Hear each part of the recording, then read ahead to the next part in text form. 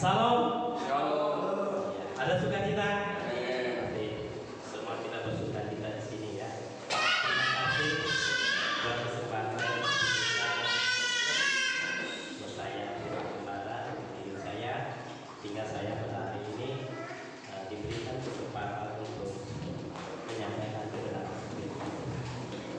Ya, sebelum saya ini menyampaikan firman Tuhan ini ya banyak ya. Intinya jangan sampai firman saya dicuri oleh iblis ya. Kita menahan kita ya dengan suara Tuhan. Karena ini yang membuat kita akan menerobos. Ya, berapa kali ya saya sudah berubah dan menyiapkan firman Tuhan 1 bulan yang kemarin. Tetapi firman itu selalu indah ya. Saya siapkan minggu yang lalu, saya siapkan. Pada hari besarnya dirubah.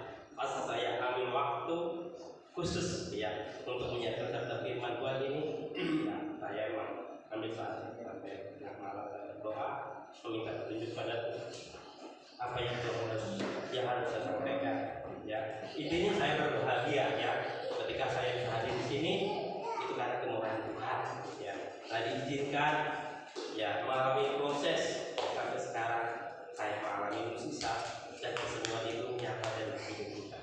Dan kemenangan itu selalu dinyatakan di dalam hidup kita.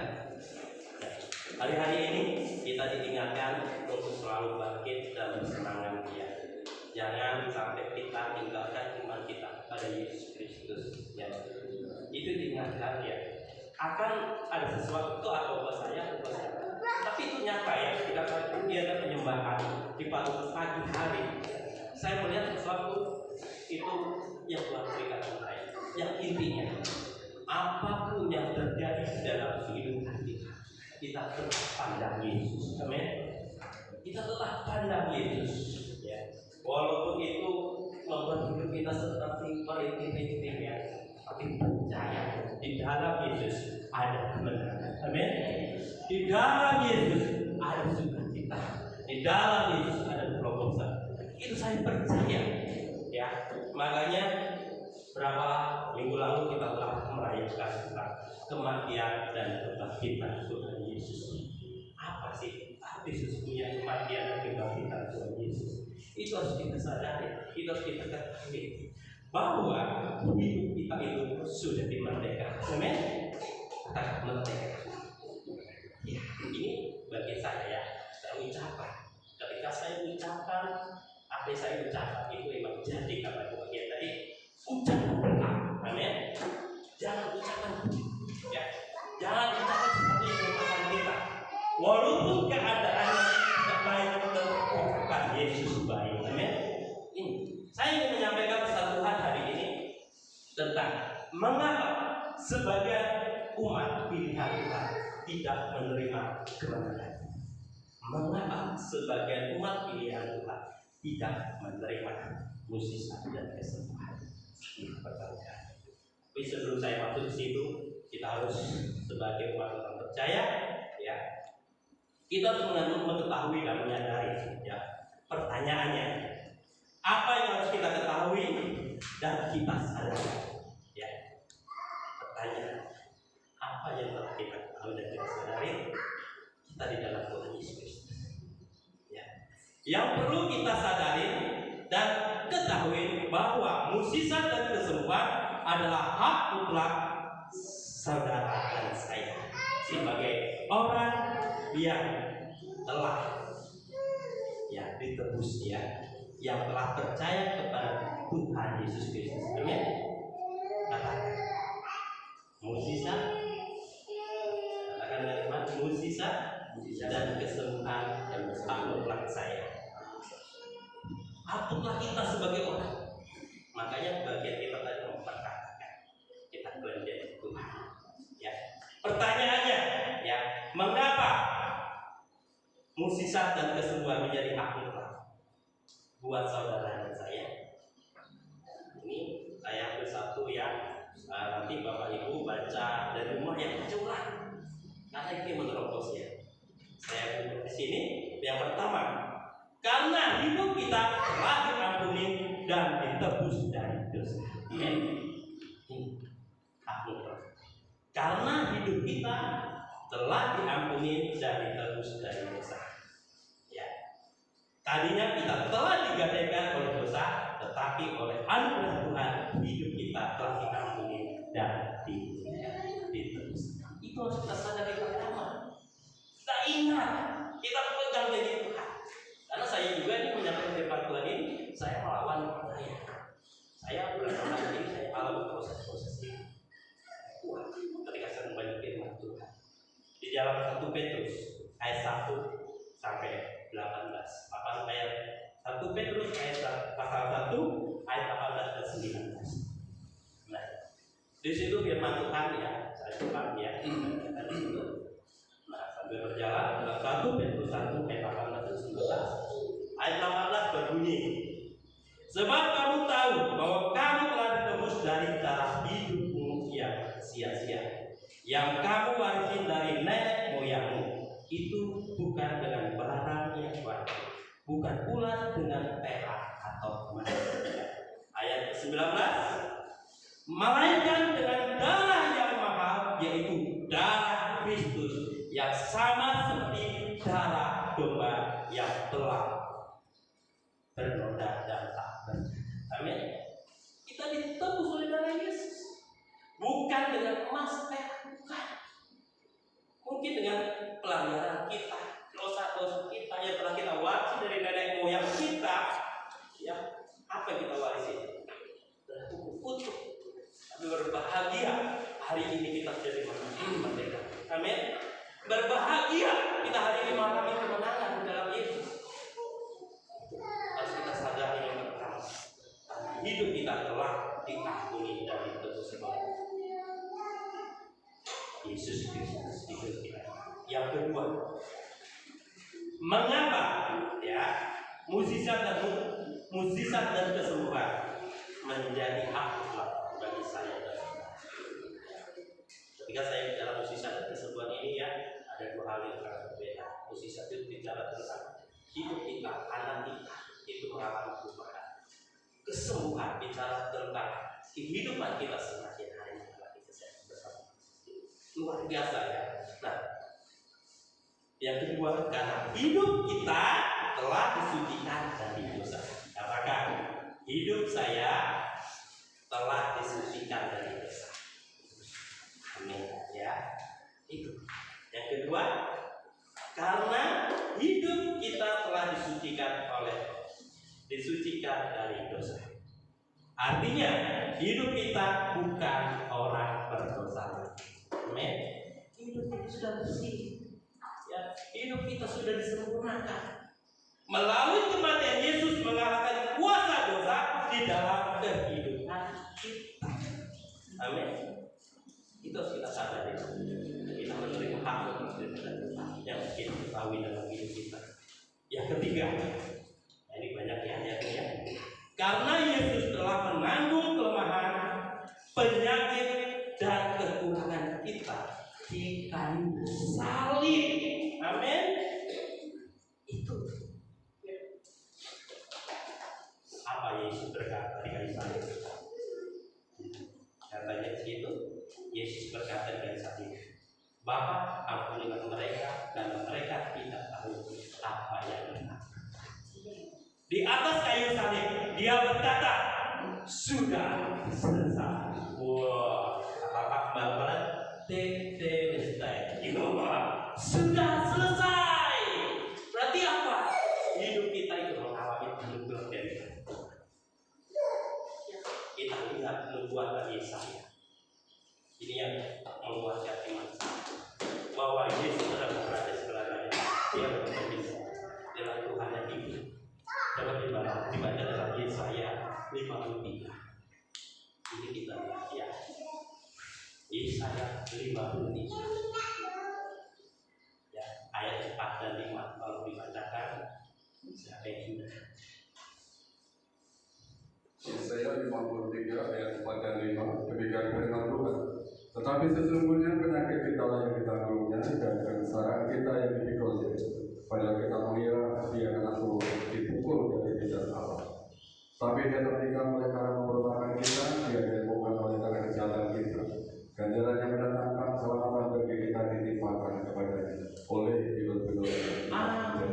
Oleh bilur-bilurnya kita menjadi sembuh. Oleh bilur-bilurnya kita memperoleh kemenangan. Ini kita percaya, kita klaim, kita menerima hak mutlak daripada Tuhan. Ya, karena Yesus telah menanggung kelemahan dan kekurangan kita di kayu salib. Yesaya sudah membuatkan yang mengatakan ya bahwa akan datang ya depan sang juru selamat pembawa damai yang tak benar. Jangan sampai kita tinggalkan iman kita kepada Yesus. Percaya apa yang jadi doa pergumulan kita saja. Mungkin bukan Yesus, mungkin masalah anak, keluarga, apalagi itu ada pada diri kita masing-masing. Percaya oleh darah Yesus, oleh bulu-bulu Yesus kita akan dipulihkan. Amin. Percaya aja ya, karena Yesus telah menanggung kelemahan dan penyakit dan kekurangan kita di atas salib. Tidak harus kita ingat itu. Ya, dan yang keempat, mengapa mukjizat dan kesembuhan menjadi hak mutlak bagi saya dan saudara? Karena hidup kita telah diubah menjadi baru atau ciptaan. Amin. Dalam 1 Korintus 5 ayat 17 dikatakan di situ, jadi siapa yang ada di dalam Kristus, ia adalah ciptaan baru, yang lama sudah berlalu, sesungguhnya yang baru sudah datang. Amin. Apa yang berlalu? Ya, ini seperti saya sekarang ya, tak bahagia. Dulu hidup saya penuh dengan dosa, hidup saya penuh dengan sakit penyakit. Dari perkataan saya, ya, sikap saya, itu semuanya tidak menyenangkan hati. Begitu kan hidup saya penuh dengan penderitaan, tak tergantung dengan obat. Ya, tapi puji Tuhan, ketika saya mengenal Yesus, Dia telah mati dan bangkit, sehingga hidup kita mengalami pemulihan. Amin. Ini kita pegang. Ya, semua itu dapat berlaku. Tinggal kita pegang Yesus Kristus. Itu menjadi hak mutlak bagi kita ya.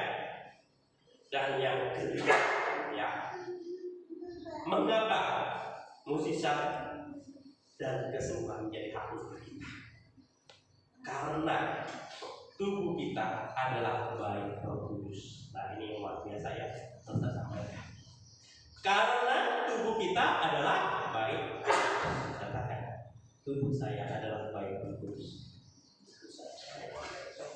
Nah, itu jelas dalam 1 Korintus ya, pasal 6 ayat 19 dikatakan di situ, atau tidak tahukah kamu bahwa tubuhmu adalah bait Roh Kudus yang diam di dalam kamu, Roh Kudus yang kamu peroleh dari Allah, dan bahwa kamu bukan milik kamu sendiri. Ingat, tubuh kita adalah bait Roh Kudus. Tubuh kita bukan sarang penyakit. Amin. Ini bagian kita menjaga bait Roh Kudus. Nah, ini perlu kita jaga. Ya, Roh Kudus selalu mengingatkan dan menasihatkan kita. Ketika kita dinasihati, kita harus baik. Ketaatan mendatangkan berkat, ketidaktaatan mendatangkan masalah. Makanya kita harus taat akan tuntunan Roh Kudus. Mengapa sebagai umat pilihan Tuhan, kok hidupnya tidak mengalami perubahan, ya, tidak ada terobosan, ya, penyakitnya masih? Karena apa? Karena dia tadi tidak taat. Kalau taat pasti akan mengalami pemulihan. Seperti saya memulihkan. Kalau hidup saya tidak taat, tapi Tuhan Yesus memulihkan. Ketika saya di tahun 2012 sampai sekarang mengambil komitmen di hadapan Tuhan, saya tetap apapun yang terjadi, saya tetap ibadah di hadapan Tuhan. Itu saya ambil dengan dengan keadaan jalan yang begitu saya tempuh, saya tetap semangat. Karena kata semangat itu yang Tuhan berikan dalam hidup saya. Semangat. Ketika saya ucapkan terus semangat, semangat, semangat. Apapun yang terjadi, saya tetap semangat. Amin. Itu bagian kita ucapkan. Semangat. Roh Kudus nanti akan menuntun keluarga. Ya. Kamu akan seperti itu. Makanya puji Tuhan. Sampai sekarang hidup saya mulai dipulihkan dan dipulihkan. Ya segala yang tidak baik itu saya buang dan buang. Padahal telah tidak secara instan, tapi Tuhan pasti bisa. Bagi kita mau atau tidak. Ya, tetap kita jaga tubuh kita, ya, biar hati kita, pikiran kita dipenuhi dengan kuasa Roh Kudus. Sehingga apa yang kita pikirkan itu berasalnya dari Tuhan. Amin. Itu isi dengan firman Tuhan. Banyak menyembah dan memuji Tuhan. Pasti kita akan mendengar betul suara Tuhan. Amin. Itu ya. Dan ketiga dan keenam, pertanyaannya, mengapa mukjizat dan kesembuhan menjadi hak mutlak? Ya, buat saudara dan saya, karena Yesus ada di dalam hidup kita. Amin. Yesus ada di dalam hidup kita. Ya, kita di dalam Yesus, Yesus ada di dalam saya. Jelas firman Tuhan. Dalam Roma 6 ayat 3 sampai 4 mengatakan di situ. Siapa yang bisa membaca?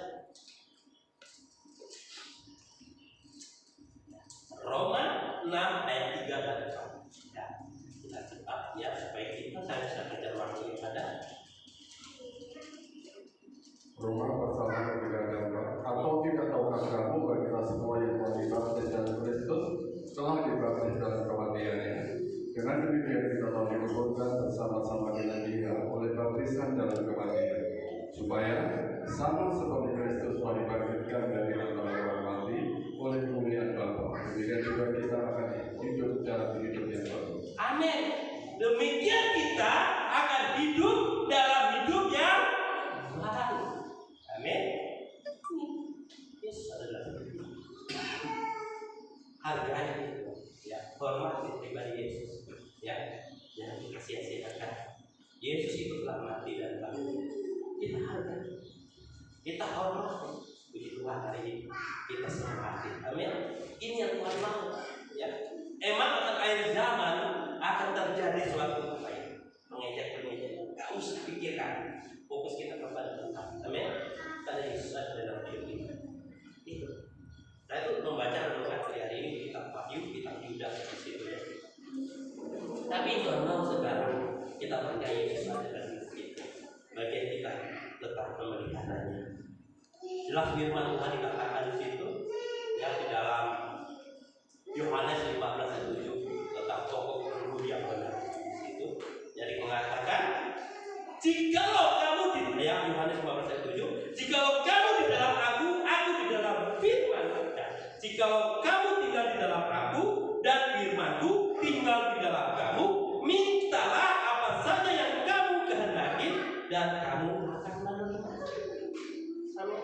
Bagian kita apa? Melekat. Katakan melekat. Belum. Melekat. Melekat kepada apa? Kepada sumber yang benar, yaitu Yesus Kristus. Amin. Ini pernah saya sampaikan kemarin ya. Cuma saya ambil ini. Saya kita mengingat ulang kembali firman Tuhan ya. Nah, yang ketujuh ya, ini yang luar biasa ya. Karena kita memiliki jaminan melalui kuasa nama Yesus, tubuh dan darah. Amin. Katakan, karena saya belum katakan iman. Karena saya memiliki jaminan melalui kuasa nama Yesus, tubuh dan darahnya. Amin. Beri tepuk tangan buat Kristus. Yang luar biasa firman Tuhan mengatakan dalam Filipi 10, ya, Filipi 2 ayat 10 dan 11 mengatakan apa di situ? Ayo coba. Dengan kuasa Yesus ya, semua akan berkumpul kepada. Coba dibaca di situ. Yohanes di Filipi 2 ayat 10 sampai 11. Siapa yang membaca? Masuk, amin. Terima ya, karena itu akan bagian kita ya. Filipi 2 ayat 10 dan 11. Filipi pasal 12 ayat 11, supaya dalam nama Yesus berkumpul segala hari dan yang ada di atas bumi dan yang ada di bawah bumi, dan segala lidah mengakui Yesus Kristus adalah Tuhan bagi kemuliaan Allah. Amin. Luar biasa kan? Dalam nama Yesus ada kesembuhan. Dalam nama Yesus ada terobosan. Ini ya, lagunya luar biasa ya. Ayo, saya kata tadi ya. Nih. Dalam nama Yesus, coba kita baca bersama-sama ya. Dalam nama Yesus ada kesembuhan. Dalam nama Yesus ada keselamatan. Yang buta melihat, yang lumpuh berjalan. Dalam nama Yesus ada mukjizat. Nama Yesus, nama Yesus, nama Yesus yang sembuhkanku. Nama Yesus, nama Yesus, nama Yesus yang pulihkanku. Dalam nama Yesus hidup kita akan mengalami pemulihan. Amin. Itu kita karena kita itu telah menerima jaminan dalam nama Yesus. Nama Yesus. Ya jangan ragukan kembali. Karena kuasa nama Yesus berkuasa. Ya. Ini sering saya deklarasikan dalam kehidupan saya. Ketika saya mengalami kelemahan ibadah, itu saya penting gitu ya. Dalam nama Yesus segala macam penyakit virus yang ingin menyerang tubuh saya keluar. Ya, sesaat itu hilang. Kemarin juga saya tidak menyebut firman Tuhan. Ini saya mengalami proses. Ya, saya punya kaki sakit sekali. Nggak tahu nih ya, kenapa saya kurang olahraga. Pinggang saya sakit, panas. Perut saya juga panas sekali. Saya baca firman Tuhan, tak bisa ya. Bolak-balik. Saya sepuluh saya bangun kata begini. Dalam nama Yesus, tubuh saya adalah baik Roh Kudus. Dalam nama Yesus, kuasa virus segala macam keluar. Tiba-tiba apa? Saya rasakan badan saya panas. Ya, itu ya. Tiba saya panas, satu semalam keringat. Timbul saya bisa menyiarkan firman. Amin. Ini bagian kita, ya. Dalam nama Yesus selalu ada kuasa di situ, ya. Di situ jelas ya. Nanti Bapak Ibu baca sendiri contohnya situ dalam Kisah Rasul 3 ayat 12 ya. Petrus menyembuhkan orang lumpuh di situ ya. Nah di situ jelas dikatakan dalam Kisah Rasul 3 ayat 16 ya, satu poin.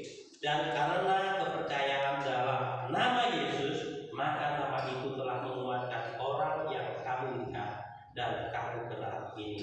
Dan kepercayaan itu telah memberi kesembuhan kepada orang ini di depan kamu semua. Amin. Ini kita pegang, baca aja, renungkan. Baca. Ketika nanti apapun terjadi, karena kita lihat itu sesuatu itu memang akan ada ya, sebagai kita pilihan ya. Itu saya lihat begitu gelap, sampai kayak meneteskan air darah, kayak darah seperti itu. Saya lihat juga gelap, tetapi di situ ada terang, dan terang itu bercahaya selama-lamanya. Amin. Kegelapan, penderitaan, semua itu tidak akan menguasai kita. Yang penting hati kita tetap terfokus, tetap melakukan di hadapan Tuhan. Amin. Tuhan pasti berikan kita kemenangan dan kemenangan. Puji Tuhan. Nah ini saya masuk ya inti khotbah saya. Jika kita sudah memiliki hak mutlak kesembuhan dan mukjizat dari Tuhan Yesus Kristus, lalu mengapa masih ada sebagian orang Kristen, ya, orang percaya tidak mengalami mukjizat dan kesembuhan? Nah, ini pertanyaan kita harus lihat ya. Yang pertama, karena tidak menyadari anugerah serta karya keselamatan yang telah Yesus buat dan berikan atas kayu salib. Nah, ini harus kita menyadari kita telah beribadah, ya, karena dapat direma-rema firman Tuhan.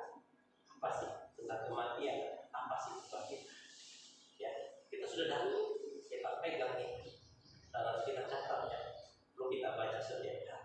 Nah, dalam Yohanes 19 ayat 30 situ katakan yang kemarin Pak kembali sampaikan, sesudah Yesus menerima anggur asam itu berkatalah, ya sudah selesai. Lalu ia menundukkan kepalanya dan menyerahkannya oleh dia. Tetelestai, ya sudah selesai.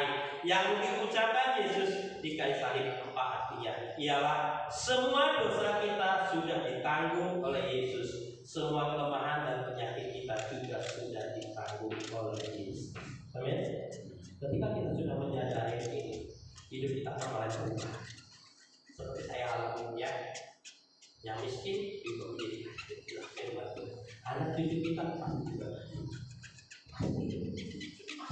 Makanya Pak Ibu baru sudah Ibu tadi WL tadi perkataan mereka. Saya percaya gimana dulu.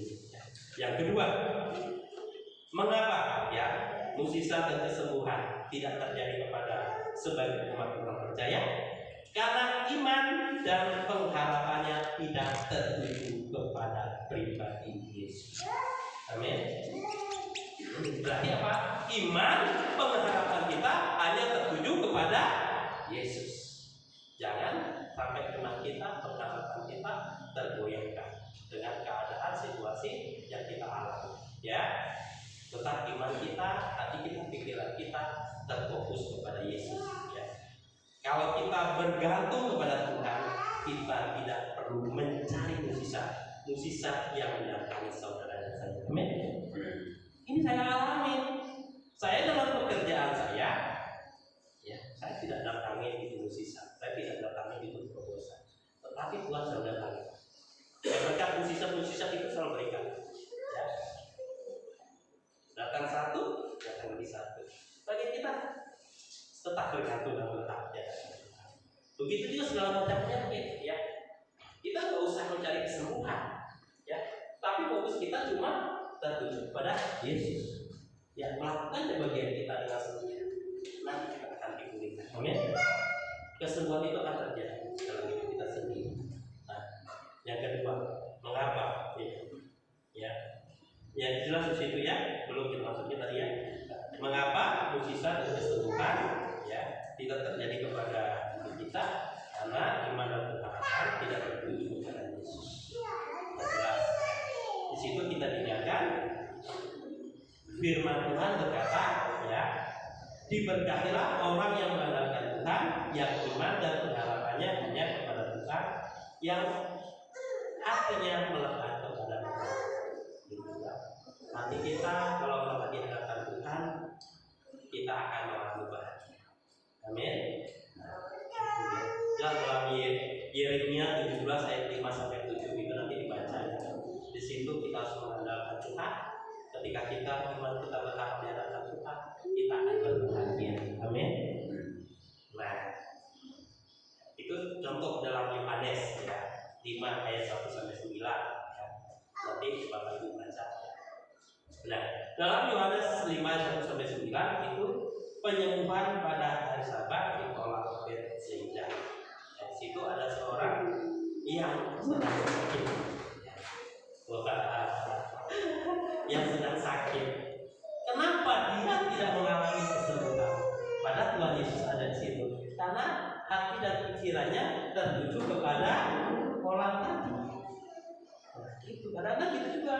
Kenapa kita tidak mengalami kesembuhan, tidak mengalami kesembuhan? Ya, karena kita selalu salah fokus lagi. Iman kita berkurang, kita berpikir bahwa ya mungkin dokter adalah penyembuh segalanya. Memang benar ya, dokter dipakai. Tetapi iman kita tentang Yesus yang menyembuhkan. Amin. Itu aja. Sama juga pendeta ya, sama juga hamba Tuhan. Kalau hati kita, pikiran kita terfokus kepada Tuhan, iman pengharapan kita akan mengalami berdosa.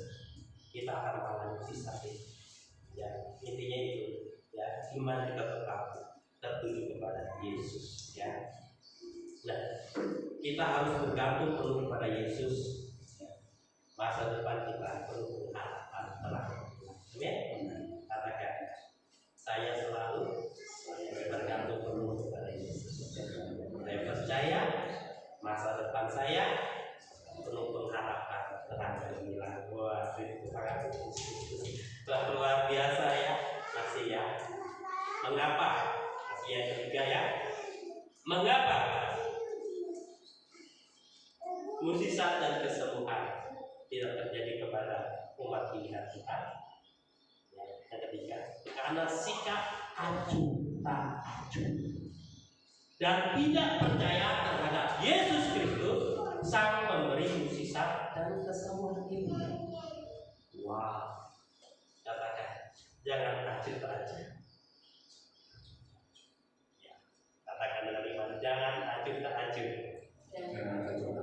Ini yang benar-benar saya dapat dalam hidup yang hari-hari ini saya lihat. Kenapa kita tidak mengalami mukjizat hidup kita? Kenapa kita tidak mengalami kesembuhan? Padahal Tuhan Yesus sudah mati dan bangkit. Ya karena tadi apa? Kita memiliki sikap acuh tak acuh. Kita tidak meresponi firman Tuhan. Ya, sampai kita memiliki sikap acuh tak acuh. Itu dalam Matius 13 ayat 58 kita lihat itu ya. Ini Yesus sendiri ya. Coba Matius 13 ayat 58 sampai dapat di sini.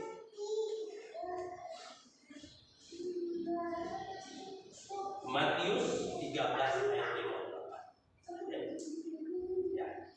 Dan karena ketidakkepercayaan mereka tidak banyak mukjizat diadakan di sini. Amin. Karena apa? Karena apa? Ketidakpercayaan mereka tidak banyak mukjizat diadakan. Ini seperti WA tadi ya, berkata katakan berkah. Itu jangan dengan iman, dengan pujian, walaupun pujiannya tadi kita tidak memuaskan, tapi kita dapat iman. Amin. Bukan ucapan berkah. Kalau kita pasti akan memberikan itu. Ya. Jangan kita acuh acuh. Apa kadang-kadang juga dari hamba Tuhan yang mengingatkan kita atau memberikan kita sedikit. Kalau kita tidak merespon, ini kita tidak akan mengalami Tuhan. Itu setiap respon itu sangat penting. Begitu juga saya kemarin yang bisa kerja itu karena saya pas merespon. Kalau kita tidak merespon, yaitu pilihan sama kita sendiri. Apakah kita mau merespon? Tapi saya percaya di sini semua merespon. Amin. Sehingga menerima berkat dan banyak kepentingan dalam hidup kita. Luar biasa ya. Jangan kita acuh-acuh ya. Kita harus menghormati Tuhan ya. Kita harus menghormati Yesus, menghargai Yesus, karena Yesus adalah pemilik kehidupan. Amin. Kita jangan menghargai, menghormati, menjadikan kita tetap bersukacita di hadapan Tuhan. Ketika kita menyembah, berikan itu yang terbaik di hadapan Tuhan. Ya. Ketika kita sudah berikan yang terbaik, saya percaya apa yang ada dalam hidup kita, Tuhan akan bukan dalam hidup. Yang keempat, ya, mengapa mukjizat dan kesembuhan tidak terjadi kepada umat pilihan Tuhan? Sebagian umat pilihan Tuhan karena tidak mau menghidupi firman Tuhan. Waduh, katakan kamu harus menghidupi firman Tuhan. Belum. Lagi katakan kamu harus menghidupi firman Tuhan. Ini bagian kita. Apa yang telah kita dapat renungkan hari ini, kita harus hidupi. Amin. Itu bagian kita. Kalau kita menghidupi firman Tuhan, kita tidak akan tergoyah. Bagaimana cara menghidupi firman Tuhan? Nah, itu nanti Tuhan akan berikan. Ya. Nah, mungkin ada proses, ada ujian. Percaya, deklarasikan iman. Amin. Klaim janji Tuhan. Itu bagian kita. Ya. Perkatakan iman. Ya. Sebab ya dalam Yakobus ya, kita baca dulu. Dalam Yakobus 1 ayat 23 dan 24 saya baca situ. Ayat 23. Sebab jika seorang hanya mendengar firman saja dan tidak melakukannya, ia adalah seumpama seorang yang sudah mengamati mukanya yang sebenarnya di hadapan cermin. Baru saja ia memandang dirinya, ia sudah pergi atau ia segera lupa bagaimana rupanya. Ini ya, pernah bercermin? Kalau aku kemarin lupa nggak? Begitu juga firman Tuhan. Bagaimana firman Tuhan dan rema itu tetap melekat dalam hidup kita? Ya, kita taruh di hati, kita catat. Amin. Terus saya berusaha mencatat ya, supaya mencatat setiap hari. Saya deklarasi tadi itu firman Tuhan dan saya ketika kita baca firman Tuhan, ketika kita melangkah, kita akan mengalami satu ujian proses.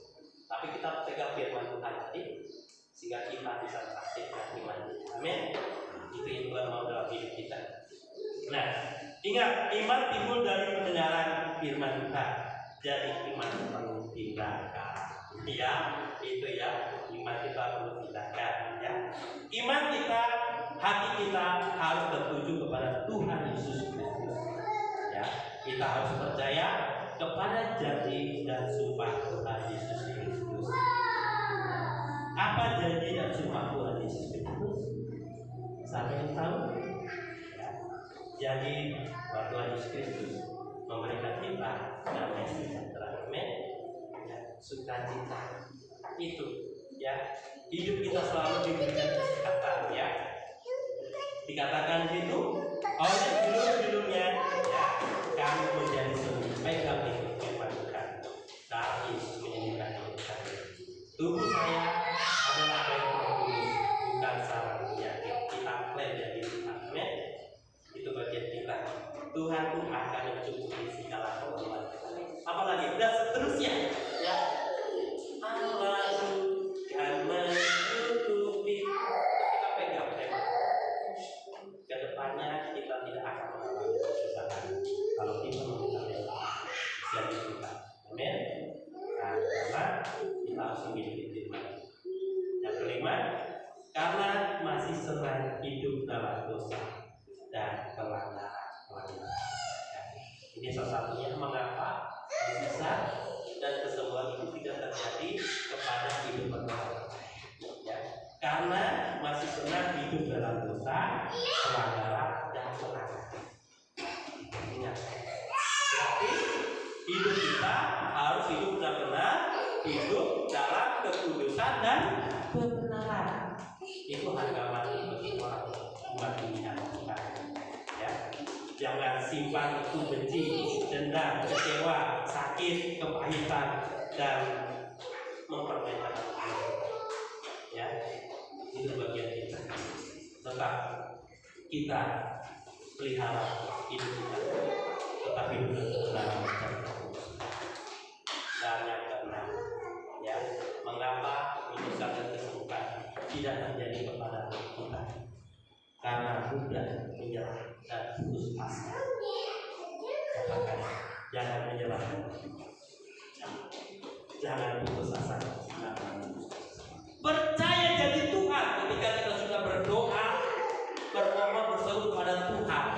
Kalau belum dijawab, tetap percaya janjimu aja itu Tuhan mau. Ya, deklarasikan iman. Kita jangan menyerah, jangan putus asa. Seperti saya ambil ya. Ketika saya sesat, saya sudah tidak apa-apa seperti itu. Tapi saya pegang Tuhan pasti sembuhkan. Ya, puji Tuhan. Sampai sekarang sudah ada 8 tahun diberikan kesehatan. Nah, hidup saya cuma terganggu kepada Tuhan. Hidup saya terfokus kepada Tuhan. Saya belajar taat sampai sekarang. Nah, sehingga saya mengalami kekuatan bersama Yesus. Nah, ini bermau yang kemarin ya. Saya belajar melihat bersama itu. Begitu gelap, yang sampai hidup saya menunjukkan edah. Tapi kita tetap percaya, jangan sampai putus asa. Bahwa di dalam Yesus ada terang, di dalam Yesus ada kebenaran. Amin.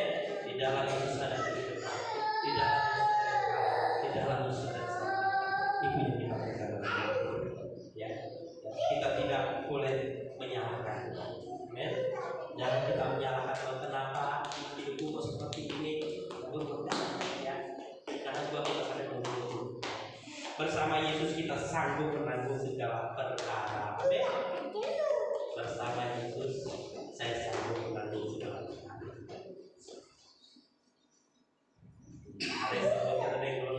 Bersama Yesus saya sanggup menanggung segala perkara.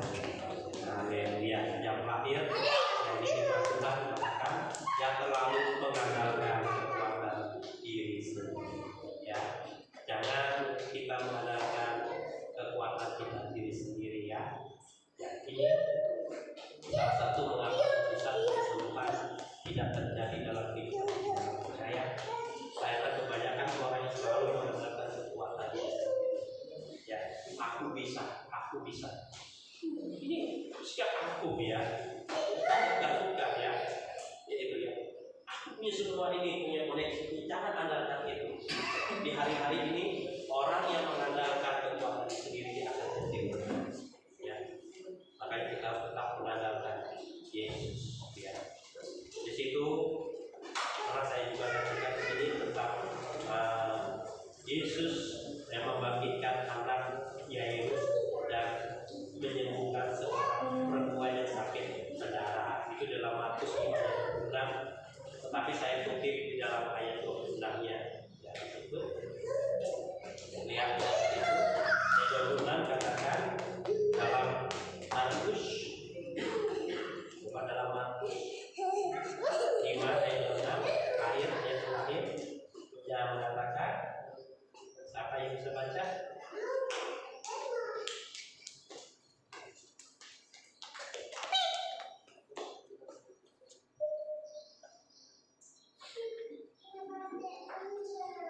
Markus 5 ayat 26.